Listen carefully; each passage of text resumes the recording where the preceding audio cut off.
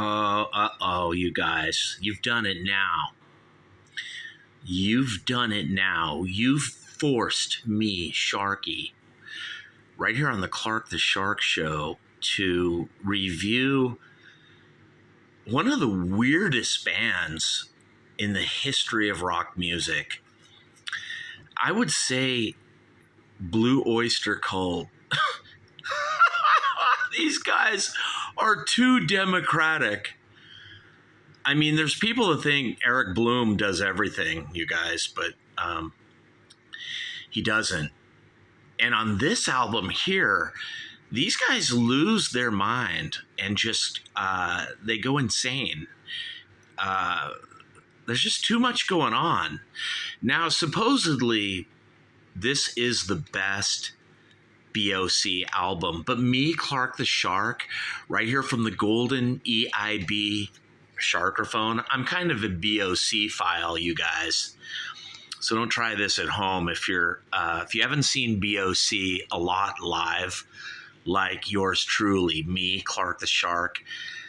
I recommend you go listen to their albums, learn about them. I saw these guys play at the Strand in Redondo Beach, you guys. That's how committed to BOC Sharky was back in the day. And even me, I can't make it through any of their albums completely because they're just so weird. Now, when these guys do hit you with an amazing song, it's like it's one of the greatest, most awesome songs you've ever heard.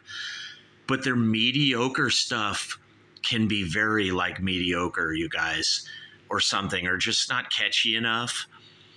And this album is true to form with those other BOC albums, even though this is known as such a great, incredible album. It really isn't, you guys.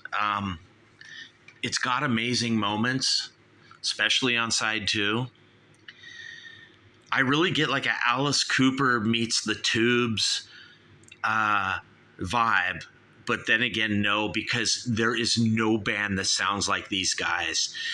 And for as creepy and mystical and magical and mysterious and weird as they are, they often just end up being plain old rock and roll in the end, you guys. And it's almost like the creepy mysticism, it's there for sure with BOC, you guys. But the way Led Zeppelin churns it into something that really, like on Led Zeppelin 4. Well, BOC almost does that, you guys, but not quite. But BOC is really good at being BOC. They are the best band in the world. I'm sure there's tribute bands out there. But you can't, there's something about these guys, for as confusing and off balance as they always are, there's something brilliant about them too. They've got this classical vibe too that's, their music goes into these places that a lot of rock bands just don't go, you guys. Now, as for the cover of Agents of Fortune, I always thought this guy's like a priest. This looks like a Black Sabbath cover, but it's just a car dealer, I guess, guy. But I always think of it as as an evil priest. And of course, that little BOC logo is always present with the upside down question mark. Now, I don't know if you guys know this, but if you look at it, it's a B, it's an O, and a C. That's all it is. I don't think there's anything satanic in their upside down cross or whatever people would say it is, but all it is look at it, you guys, BOC. That's all it means. And maybe there is an evil mysticism to it or a dark element to that logo, but they have to have one of the greatest logos of any rock band, BOC. Now, these guys should have been a lot bigger band, but I think the audience also senses, like me, Clark the Shark, their shortcomings are glaring. And the way the Who, Led Zeppelin, and the Stones are just always hitting it out of the park, BOC only half does that, you guys. Their albums have great songs. There's no doubt about it. But there's too many guys writing, too many guys singing often. You know, when they let Eric Bloom do a lot, it's usually probably a good idea. But, you know, the Bouchards and Roser, and they all just get involved too much. And on this album, it's just too much. I want to love this album, you guys. I want to just tell you this is a fucking awesome album. And it is, you guys. On a scale of 1 to 10, this is about an 8, right on the nose. It's not a 7.9 or an 8.1. It's a solid 8, but it could have been a 9 or a 10, you guys. If they would have listened to me and let me, Clark the Shark, produce, mix, and arrange their songs. The problem was, you guys, I was only like 10, 11 years old, you know, back in 1976 when this came out. But damn you, BOC, you should have come to Redondo Beach, and you should have known the future, and you should have known the element of Clark the Shark. I would have produced you even at age 11 and maybe made you sound better than this. I don't know. I don't know, though. There's something about this album I really like, and in some moods, you guys, I'm going to listen to this and say, you can't improve on it. I'm not kidding, you guys. And then in other moods, I'm like, damn, I wish they would have done this. And I wish they would have done that. I wish every song could have been as good as that one. And, you know, you're just always left with that with BOC. And yet, you know, you just want to, you know, back in the days, drink a few beers and go see BOC. They were just that band. But you later find out there's much more under the hood and in the brain cells with this band than meets the eye. They're not just a party band at all. They are very technical. There's always stuff happening here that's often too much for their own good, you guys. Blue Oyster Cult. What a weird, strange, odd band. I don't care what the stars say. I know it's going to get 5. It doesn't deserve it. It should be a 4. It gets 1 5, and it gets a lot of 4s, just as I said, a 4.5. But, you know, right away on side 1, it greets you with This Ain't the Summer of Love, which is killer. I like the song, you know, but sometimes I'm like, it could have been better. Albert Bouchard, you know, Bloom is singing, you know. But, yeah, I like it. I get like a new wave or even a punk vibe or something, or definitely that hard rock metal thing like Alice Cooper, or like a weirdness like the Tubes from every song. You know, you get the unexpected from BOC, and yet you get the expected too. It's weird. True Confessions, Lanier. Okay, so right away you got Bouchard and Lanier, you know, and then Eric Bloom sings one, Lanier sings one. You know, I'm not really super wild about True Confessions. It's like a down-home little, almost like a country or bluesy ditty. But all of a sudden, dude, track number 3 takes this band into the pantheon of greatest rock and roll bands. Don't Fear the Reaper. It's not by Bloom, you guys. It's by Donald Roser, who also sings it. What an incredible song, you guys. Don't Fear the Reaper. I know they like to make fun of it with the cowbell and all, but it's right there with My Generation, Won't Get Fooled Again, Stairway to Heaven, you know, Exile on Main Street, the Eagles, Sabbath, the Tubes, What Do You Want From Life, man, Bowie. What a song, you guys. Don't Fear the Reaper. What a guitar riff. Awesome, you guys. Incredible song. And yet at the same time, there's a cheesy, lame element that just like all BOC songs have, Don't Fear the Reaper has that too, where sometimes you're driving in your car and it comes on the radio and you just shut it off in anger because you're sick of it. And then later you're like, what am I doing? How could I turn off Don't Fear the Reaper? But then another part of your brain is like, because it sucks. It doesn't suck, you guys. It's awesome. ETI, extraterrestrial intelligence, one of those mystical, magical UFO, interest in science fiction things, Bloom and Rose are Bloom singing. I love that song, you guys. Extraterrestrial intelligence, awesome. Now, side one is kind of clumsy, you guys, other than Don't Fear the Reaper, which is amazing. The Revenge of Vera Gemini, killer, you guys. But you're kind of left going, man, this could be even better. You know how you'll listen to an album by The Who by Numbers, and you're like, these songs are almost there. I love the lyrics, I love the anger, the weirdness, but there's something missing. Well, you say that about this album too. Agents of Fortune by BOC, and yet you kind of don't. Bouchard and Patti Smith is always kind of buddies. She's always hanging out with BOC. Bouchard singing. Dude. Great song. Very solid. Awesome. I listened to it, you guys. The Revenge of Vera Gemini. But side two gets incredible, you guys. Every one of these songs, although they are not lit up in blue at Wikipedia, Sinful Love is kind of clumsy getting out of the gate, but we all know Tattoo Vampire. What an incredible song that is. Awesome, fucking awesome song, you guys. Killer. Morning Final, one of my favorite songs off the album. The last three songs are all really good. Tenderloin and Debbie Denise.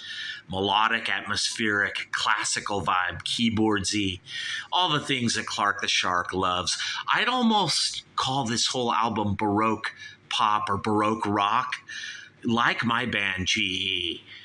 You can tell I'm heavily influenced by this very weird, odd, strange rock band, Blue Oyster Cult, that sounds like nobody, you guys.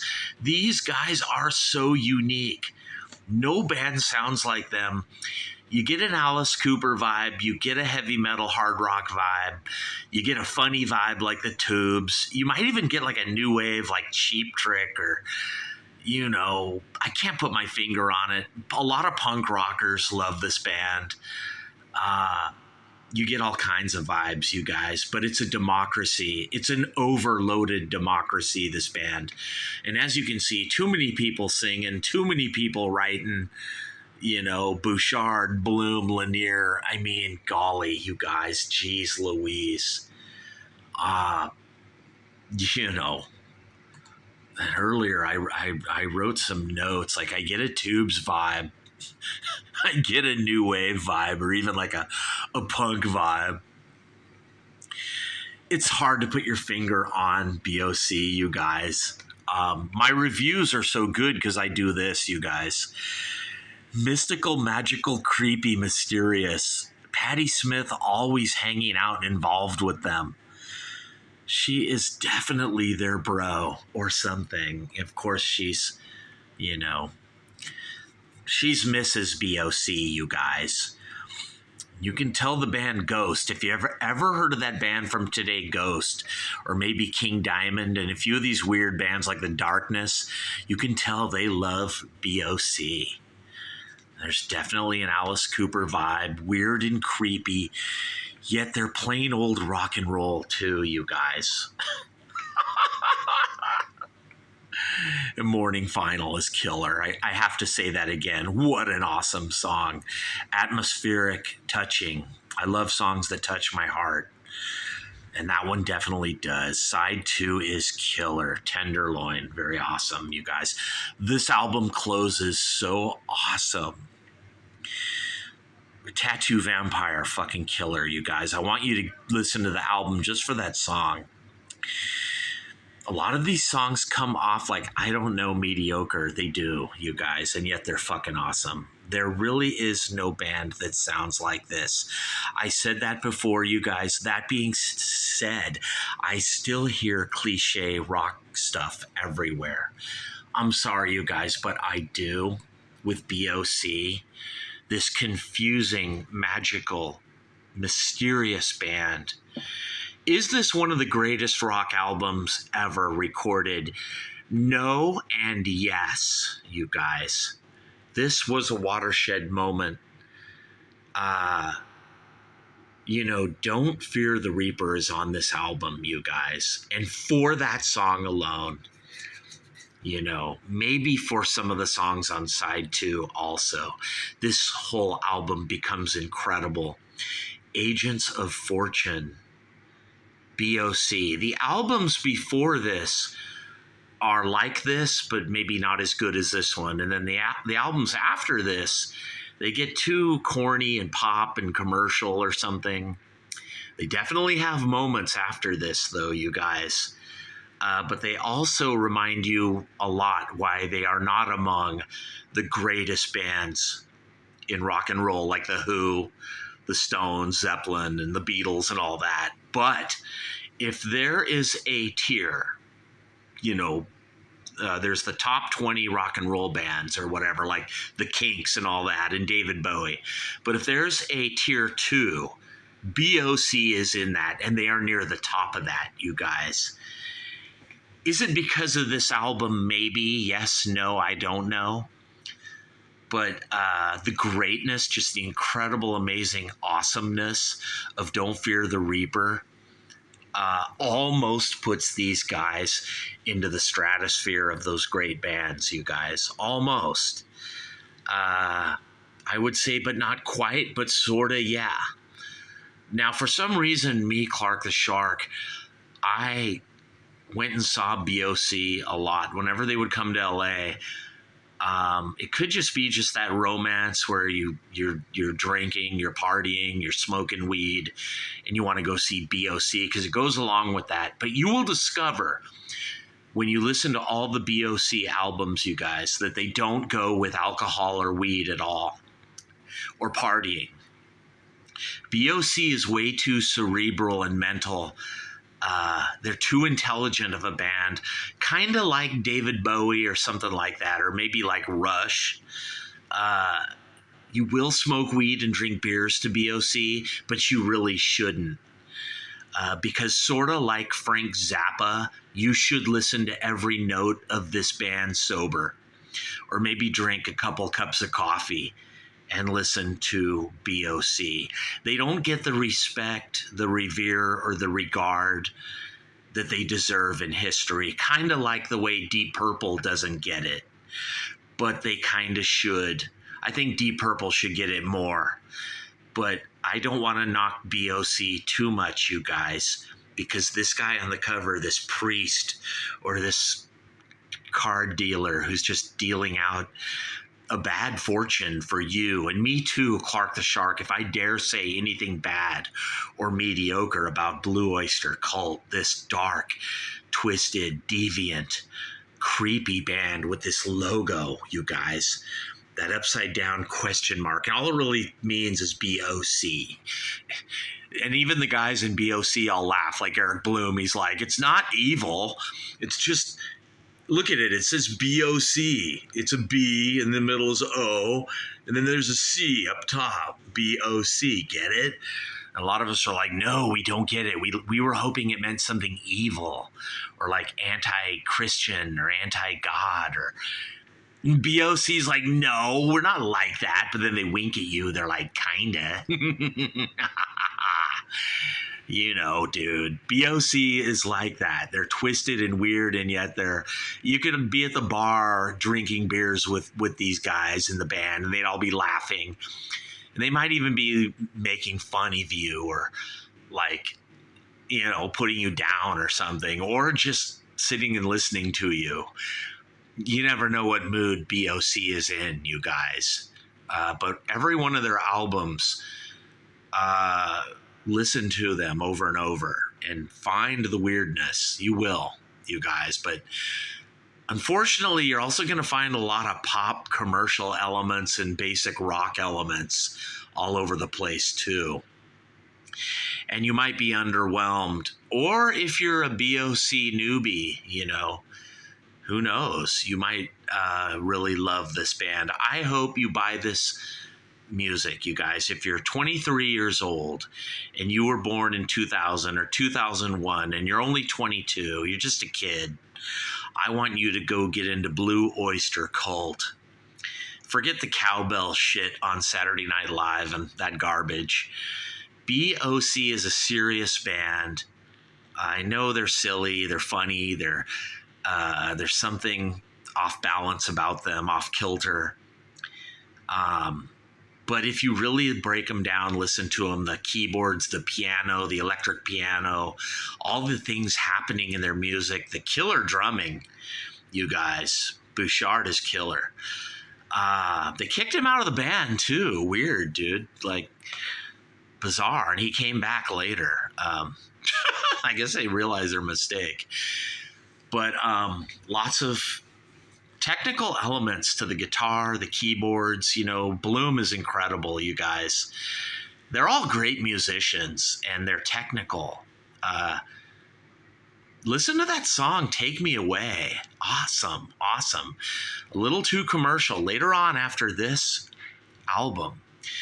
But I wish all BOC songs could have been that good. I wish they all could have been as good as Godzilla or Don't Fear the Reaper or, they're big hits that we all know. But they're not, you guys. They require listening. They are an acquired taste. Blue Oyster Cult, BOC, this evil, mysterious, weird band, and yet who are also just your basic rock and roll friends, like a garage band, like an overproduced garage band, though, playing down the street. And this logo, you guys, believe me, the logo, you're as confused about the logo as you are about the band. Believe me. 1-800-449-8255. I'm Clark the Shark, and you just got the gospel, the truth, the word, the mystical, magical, mysterious, only review of Agents of Fortune by Blue Oyster Cult, BOC, right here from the golden, fabulous EIB Sharkerphone. It's not a microphone, you guys. It's a gold Sharkerphone, and it's not broadcasting, it's sharkcasting right here on K-Shark, talk radio, FM, AM, wherever you can find me at YouTube, baby, whatever. I want you to go buy BOC, Agents of Fortune, and I want you to buy every BOC album. I mean, all of them, you guys. Every one of them, buy them, you guys, and listen to them, learn about them. I wish you could have grown up like me, Clark the Shark, way back in the day, hearing this stuff as it was coming out. I get sick of burning for you and, some of their crap. But they do have good shit sprinkled in, you guys, that is amazing. Sometimes I think with a little marketing or more money or something, these guys could be playing like the Forum today or headlining arenas still, or be, have that big thing like the Grateful Dead had or still has. It's not fair, you guys. BOC deserved more and better from our society, and they just didn't get it. How did these guys end up playing at the Strand, like a little club in Redondo Beach? I always wondered, because I always think BOC should be at the Forum or Long Beach Arena, or like even like Dodger Stadium, even now. And at the same time, I'm thinking that, I'm like, they don't deserve to be that big. And yet they do, or something. It's weird, you guys. BOC. Buy this shit, you guys. If you're just a kid who's 18 years old in 2023, go and get into Blue Oyster Cult. Learn these songs. I'm Clark the Shark, and I'm out of here. Peace.